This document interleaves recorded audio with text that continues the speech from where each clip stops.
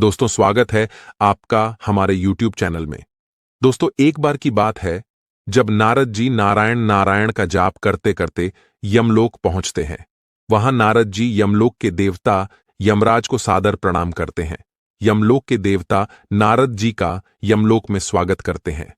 तब यमराज नारद जी के यमलोक पधारने का कारण पूछते हुए बोलते हैं, हे नारद मुनि, आपका स्वागत है। आप मुझे बताइए, मैं आपकी क्या सहायता कर सकता हूं? आप मुझे बहुत ही व्याकुल दिखाई पड़ते हैं। तब नारद मुनि कहते हैं, हे धर्मराज, आपने सही पहचाना। मेरे कुछ सवाल है जिसका जवाब केवल आप ही दे सकते हैं। तभी धर्मराज कहते हैं, हे नारद मुनि, आपके मन में कोई भी सवाल है, आप मुझे निसंकोच हो कि बताइए, मैं आपके सभी सवालों का जवाब दूंगा। तब नारद मुनि कहते हैं, हे धर्मराज, मैंने अक्सर अच्छे लोगों को दुखी रहता देखा है और साथ ही पापी दुष्ट लोगों को मौज मस्ती करते हुए देखा है। अच्छे लोगों के साथ सदा ही बुरा क्यों होता है? कृपया आप मेरे इन सवालों का उत्तर दें। हे नारद जी, आप सत्य कहते हैं। इस बात में कोई संदेह नहीं है कि अच्छे लोगों के साथ सदा बुरा ही है। हे नारद, आज मैं आपको विस्तार पूर्वक जानकारी दूंगा। इसके दो कारण हैं। पहले हम बात करते हैं कि अच्छे लोगों को भगवान दुख क्यों देते हैं। दोस्तों, तब धर्मराज कहते हैं, हे नारद, मैं आपको इस सवाल का जवाब एक पौराणिक कथा के माध्यम से बताऊंगा। आप इस कथा को पूरे सच्चे मन से सुनिएगा और साथ ही पूरे संसार में इसका उल्लेख कीजिएगा। तब नारद जी बोलते हैं, मृत्यु के देवता, मैं अवश्य ही इस कथा को ध्यानपूर्वक सुनूंगा और इसका प्रचार करूंगा। तब यमराज कथा कहते हैं, हे नारद, पूर्वकाल की बात है। अंधेर नगरी में एक स्त्री रहती थी। वह विधवा हो चुकी थी। उसका पति गुजर चुका था। उस स्त्री की दो छोटी छोटी बेटियां थीं। उसके पति के गुजर जाने के बाद इसकी छोटी छोटी बच्चियों के रहन सहन पालन पोषण की जिम्मेदारी उस बिचारी अबला पे आ गई थी। दो बच्चों को लेकर वह विधवा जाए तो जाए कहां? उसकी बेटियां बहुत छोटी थीं, जिस वजह से वह कोई काम धंधा भी नहीं कर सकती थीं और साथ ही एएस पड़ोस के ताने, लोगों की बातें, समाज के लोग उसे काम करने नहीं देते थे। बेबस, लाचार उस महिला का कोई सहारा नहीं था। उस स्त्री ने जैसे तैसे करके अपनी बच्चियों का पालन पोषण शुरू किया। वह दिन रात अपने पति की याद में खोई रहती थी। उस स्त्री को अपनी बच्चियों की बहुत चिंता रहती थी। वह सोचती थी, मेरे मरने के बाद मेरी बेटियों का क्या होगा? कौन इन्हें संभालेगा? बिना पिता की बच्चियों का क्या होगा? वह स्त्री प्रतिदिन इन सब विचारों में डूबी रहती थी, जिस कारण उसकी तबीयत खराब रहने लगी। एक दिन उसकी मृत्यु का दिन निकट आ गया। तब यमराज का एक दूत उस विधवा स्त्री के प्राण हरने के लिए धरती पर गए। यम के दूत जैसे ही उस विधवा स्त्री के प्राण लेने गया, तब वहां का नजारा देख वह खुद दुविधा में पड़ गया। उसने देखा कि महिला जमीन पर अचेत पड़ी हुई है। उसकी दोनों बच्चियां उसके सिर पर सिर रखकर पड़ी हुई थीं। उस स्त्री की बड़ी बेटी रो रो कर अपनी मां को उठाने में लगी हुई थी। यही छोटी बेटी भूखी थी और अपनी मां के सीने पर लेटकर रो रही थी। यम के दूत से उन दोनों बच्चियों की दशा देखी नहीं जा रही थी। देवदूत ने सोचा, इन बच्चियों का पिता पहले ही मर चुका है। अब यदि मैं इस स्त्री के प्राण ले लूंगा तो इसकी बच्चियों का क्या होगा? यह दृश्य देखकर यमदूत को उन सब पर दया आ गई। फिर यमदूत उस स्त्री के प्राण लिए ही बिना यमलोक चले गए। जब धर्मराज ने पूछा कि तुम खाली हाथ क्यों आ गए? तुम तो उस धरती पर एक स्त्री के प्राण लेने गए थे। तब देवदूत कहता है, हे महाराज, मेरी गलती को क्षमा करें। मैं चाहकर भी उस स्त्री के प्राण न ला सका। मेरी जगह यदि आप भी होते तो शायद आप भी खाली हाथ ही लौट कर आते। मैं उस महिला की अबोध मासूम बच्चियों का दुख नहीं देख पाया। जब मैं उसके प्राण लेने गया तो मैंने देखा कि उसकी दोनों छोटी छोटी बच्चियां उसके ऊपर पड़ी रोती हुई बिलख रही थी। उन्हें कोई वहां देखने वाला न था। उन बच्चियों के पिता की मृत्यु पहले ही हो चुकी थी। उनकी मां के सिवा उनका कोई रिश्तेदार नहीं था है उनकी देखभाल करने के लिए। यदि ऐसे में मैं उस महिला के प्राणों को ले आता तो उन बच्चियों को कौन देखता? हे धर्मराज, धरती लोक पर तो मनुष्य खुद के सगे को भी नहीं पूछते, तो भला ऐसे बिन मां बाप के बच्चों को कौन पूछेगा? धरती पे मनुष्य बहुत मतलबी हो गए हैं। बिना मतलब कोई किसी की सहायता नहीं करता। यदि कोई किसी की मदद कर भी देता है तो वह बदले की उम्मीद करता है या फिर उसे अपने एहसान के नीचे जीवन भर दबा कर रखना चाहता है। मैं चाहता हूं कि उस स्त्री को थोड़ा जीवन दान और दे दिया जाए ताकि वो अपनी बच्चियों को पाल पोस कर बड़ा कर सके।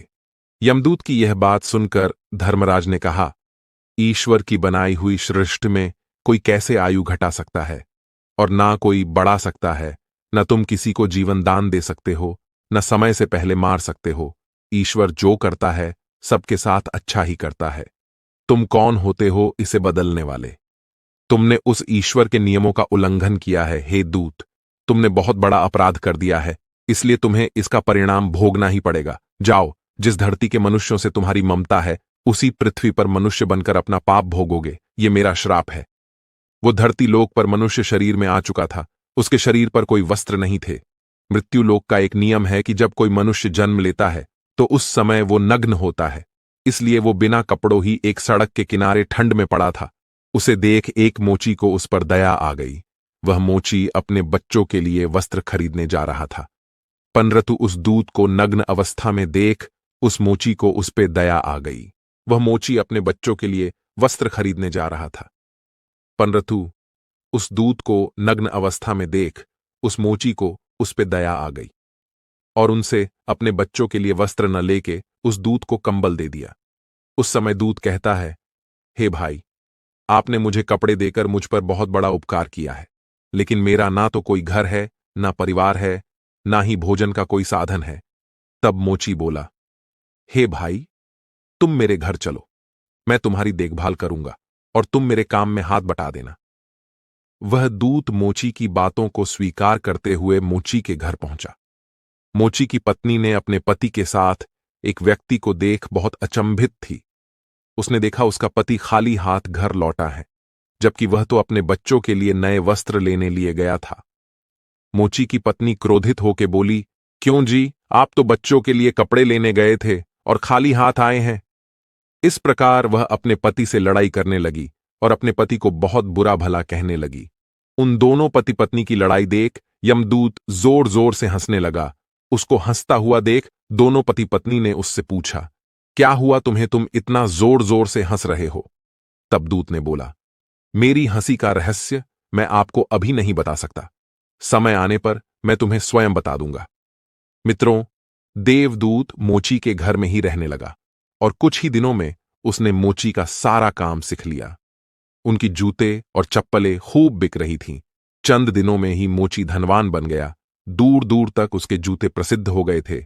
यहां तक राजा महाराजा तक उससे जूते बनवाने का आदेश देते थे। जब से देवदूत घर आया था उसकी तो किस्मत ही चमक गई थी। धन की कोई कमी नहीं रही, सब कुछ अच्छा चलने लगा। फिर एक दिन की बात है, राजा का एक सैनिक एक चमड़ा लेकर उसी मोची के पास आया और बोला, देखो, हमारे महाराज इसी चमड़े के बने हुए जूते पहनना चाहते हैं। ये चमड़ा बड़ा ही कीमती है, तो इसके ठीक से एक जोड़ी जूते तैयार कर दो। ये चमड़ा खराब नहीं होना चाहिए, पर ध्यान रखना कि इस चमड़े के जूते ही बनने चाह गया। इधर मोची ने भी देवदूत को समझाया कि देखो भाई, राजा वाली बात है, इसमें कोई भी गलती ना करना, चमड़ा भी बहुत कीमती है, इसलिए चमड़ा खराब नहीं होना चाहिए। उस मोची ने दूत को बहुत बार समझाया कि जूते बनाने हैं। मोची के समझाने के बावजूद भी दूर ने जूते की जगह चप्पल बना थी। ये देख उस मोची को बहुत गुस्सा आया। मोची ने दूत को बहुत डांटा और डंडा लेकर उसके पीछे दौड़ने लगा। मोची बोल रहा था कि अब जब राजा जी को पता चलेगा तो वह हम दोनों को जान से मार देंगे, न मुझे छोड़ेंगे और न ही तुझे। सैनिक ने खासकर बोला था जूते बनाने को, अब इस गलती के लिए न जाने कौन सी सजा मिलेगी। तब यमदूत ने बोला, भाई वो देखो, जूते लेने के लिए राजा का सैनिक आ रहा है। सैनिक को देखकर मोची की सांस फूलने लगी और उसके हाथ पैर ठंडे पड़ रहे थे, क्योंकि जब सैनिक उससे जूते मांगेगा तो वह जूते कहां से देगा। तभी सैनिक पास में आ गया और बोला, हे मोची भाई, कल मैं जो तुम्हें चमड़ा दे गया था उसके जूते मत बनाना, चप्पल ही बना देना, क्योंकि महाराज का देहांत अभी अभी हुआ है। ऐसा समाचार मुझे मिला है और यहां के रीति रिवाज के अनुसार मरने वाले व्यक्ति को चमड़े की चप्पल पहनाकर अंतिम क्रिया किया जाती है।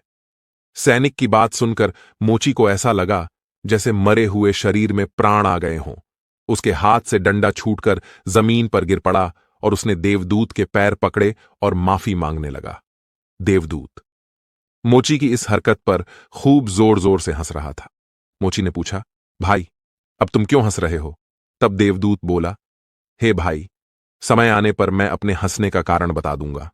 फिर एक दिन मोची की दुकान पर दो नौजवान लड़कियां एक सेठ के साथ आई थीं। उन दोनों लड़कियों की शादी होने वाली थी।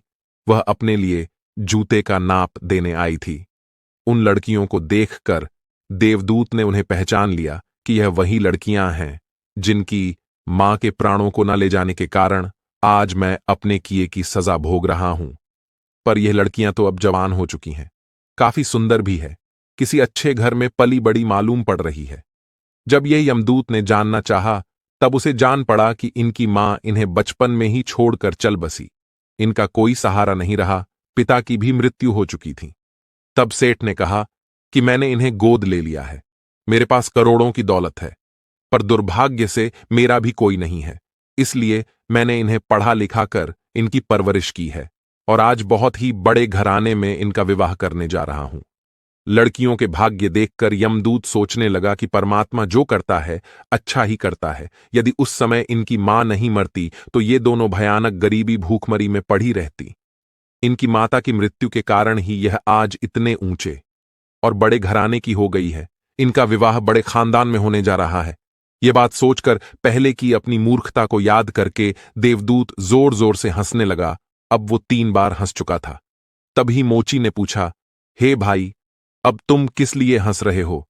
कृपया अपनी हंसी का रहस्य समझाऊं। तब देवदूत बोला, हे भाई, मैं 3 बार हंस चुका हूं। अब मैं तुम्हें अपनी हंसी का कारण बताता हूं। सुनो, मैं एक देवदूत हूं। मैं पहले निर्वस्त्र सड़क के किनारे पड़ा था। तब तुम मुझे अपने घर साथ ले आए। घर आकर तुम्हारी पत्नी तुमसे खूब लड़ी थी, तुम्हें बहुत बुरा भला बोल रही थी। वह भी इसीलिए कि तुमने अपने बच्चों के कपड़े पैसों से मेरे लिए कंबल और कपड़े खरीद लिए। तब मैं पहली बार तुम्हारी पत्नी को देखकर बहुत हंस रहा था। तुम्हारी पत्नी उन पैसों को देखकर दुखी हो रही थी जो तुमने मेरे ऊपर खर्च किए थे। पर तुम्हारी पत्नी उस लाभ को नहीं देख रही थी जो मेरे आने के कारण तुम्हारे घर की किस्मत बदलने वाली थी।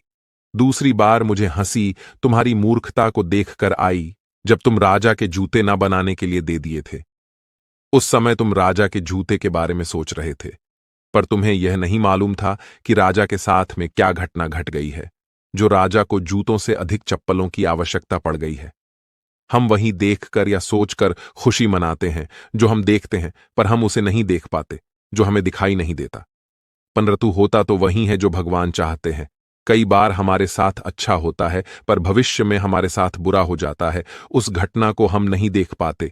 किसी घटना के साथ अच्छा या बुरा दोनों तरह के परिणाम जुड़े हो सकते हैं। हमें हर घटना को सोच समझकर चलना चाहिए।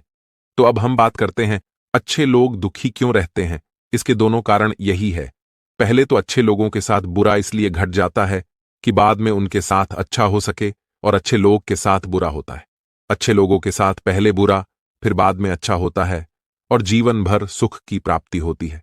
बुरे लोग को पहले खुशियां, फिर जीवन भर उन्हें अपने दुष्ट और बुरे कर्मों का पाप भुगतना पड़ता है।